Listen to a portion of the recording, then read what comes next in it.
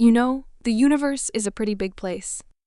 So big, in fact, that it's easy to lose your way even if you're armed with the latest in subspace navigational charts, a trusty ship, and a cosmic-sized cup of tea.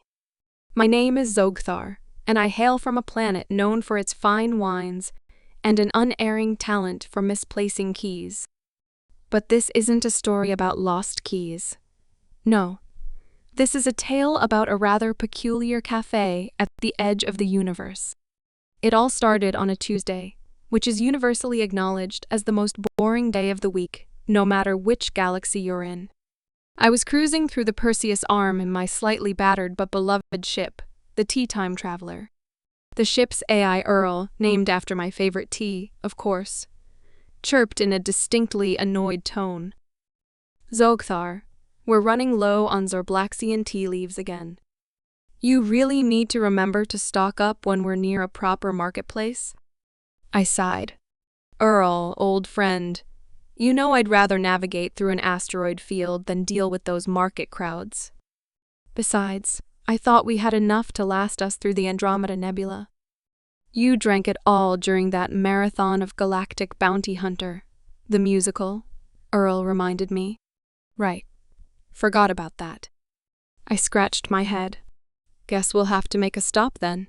Set course for the nearest outpost with decent tea. The nearest outpost, as it turned out, was a tiny, scarcely charted speck of a place called Glorptopia. I'd never heard of it, which was unusual given my extensive travels and even more extensive collection of travel brochures. As we approached Glorptopia, something peculiar happened. The ship's sensors went haywire, and the usual hum of space-time around us distorted into a strange melody. Earl, always the logical one, seemed perplexed. This is highly irregular. It appears we're encountering some sort of temporal anomaly. Oh, delightful, I muttered, gripping the control stick. Just what we needed. Hold on, Earl, we're going in. We emerged from the anomaly into a bustling hub of activity. Glorptopia, it turned out, wasn't just an outpost. It was a veritable spacefaring bazaar, with ships from every corner of the galaxy docked at its orbiting station. And right at the center of this chaotic ballet was a quaint little sign that read, Cosmic Cafe, the best cup in the universe. Well, that's convenient, I said, guiding the Tea Time Traveler to an open docking bay. Let's hope their tea lives up to the hype. As I disembarked, the scent of various alien delicacies wafted through the air, blending into a heady aroma that tickled my senses. The cafe itself was a charming establishment, with a mishmash of seating arrangements to accommodate patrons of all shapes and sizes. The clientele was just as varied. Tentacled beings sipping fluorescent beverages, robotic patrons plugging into charging stations, while enjoying synthetic snacks, and even a few humans nursing steaming mugs of something dark and mysterious. I made my way to the counter, where a being with 4 arms and a perpetually cheerful expression greeted me. Welcome to the Cosmic Cafe. What can I get for you today? I'll have a cup of your finest Zorblaxian tea, please, I said, trying to mask my desperation. Coming right up. The barista moved with an efficiency that belied their cheerful demeanor, brewing a cup with the precision of a surgeon and the speed of a sprinter. In moments, a steaming mug was placed before me. I took a tentative sip and nearly wept with joy. This is amazing, the barista beamed. Only the best at the Cosmic Cafe. Is there anything else I can get for you? I was about to decline when a low, gravelly voice interrupted. I couldn't help but overhear. You're quite the tea aficionado, aren't you? I turned to see a towering figure clad in a patchwork of armor pieces, a scar running down one side of their face. Despite the intimidating appearance, their eyes held a mischievous twinkle. Name's Grax, they said, extending a hand the size of a small asteroid. I have a proposition for you. Now, in my experience, Propositions from strangers in intergalactic cafes rarely led to anything good. But curiosity got the better of me. Zogthar, I reply, shaking Grax's hand. What sort of proposition? Grax leaned in, lowering their voice. I've got a bit of a situation. You see, I'm in possession of a rather unique item. A map, if you will. And not just any map. This one leads to the fabled Lost City of Eldrion. I nearly choked on my tea. Eldrion was the stuff of legends. A mythical city said to house treasures beyond imagination. And why, pray tell, are you sharing this with me? Grax chuckled. Because I need a partner.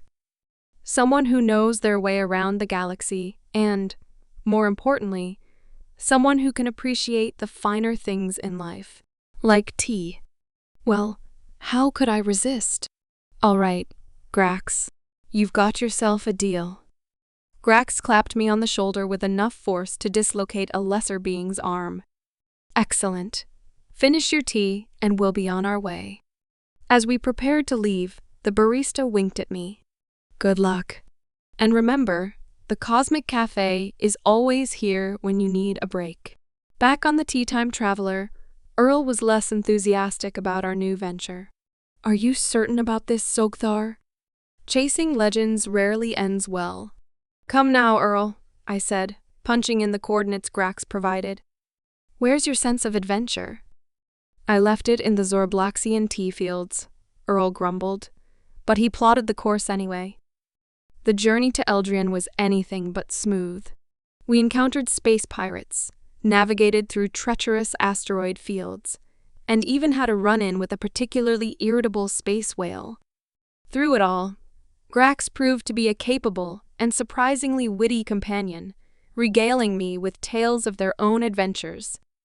After what felt like an eternity, we finally arrived at the coordinates. Eldrion, it turned out, was hidden within a swirling nebula, its entrance marked by an ancient, almost mystical gate. As we approached, the gate slowly opened, revealing the shimmering city beyond.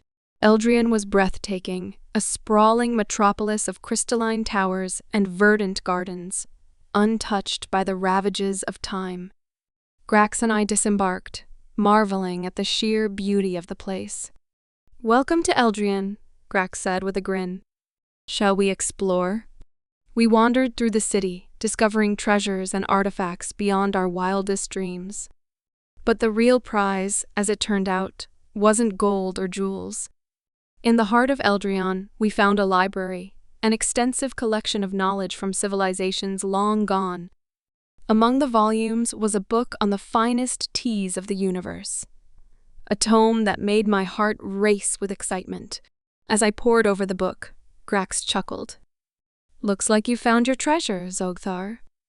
Indeed, I said, unable to tear my eyes away from the pages. This is beyond anything I could have imagined. We spent days in Eldrion, exploring its secrets and savoring its tranquility. But eventually, it was time to leave. As we prepared to depart, Grax turned to me. This has been quite the adventure, my friend. But I think it's time we part ways. I nodded, understanding. Thank you, Grax. For everything. Grax grinned. Until our paths cross again, Zogthar. May your tea always be hot and your adventures plentiful. With that, Grax departed, leaving me with a treasure trove of knowledge and a newfound appreciation for the universe's endless wonders. As I guided the Tea Time Traveler away from Eldrion, I couldn't help but smile. Earl, I said, setting a course for our next destination. I think we're in for many more adventures. Earl sighed, but there was a hint of amusement in his voice. As long as we have enough tea, I suppose we'll manage. And so, with a heart full of excitement and a ship stocked with the finest teas, I continued my journey through the cosmos, ready for whatever the universe had in store. The end of one adventure only meant the beginning of another, and I was more than ready to face it, with a cup of Zorblaxian tea in hand, of course.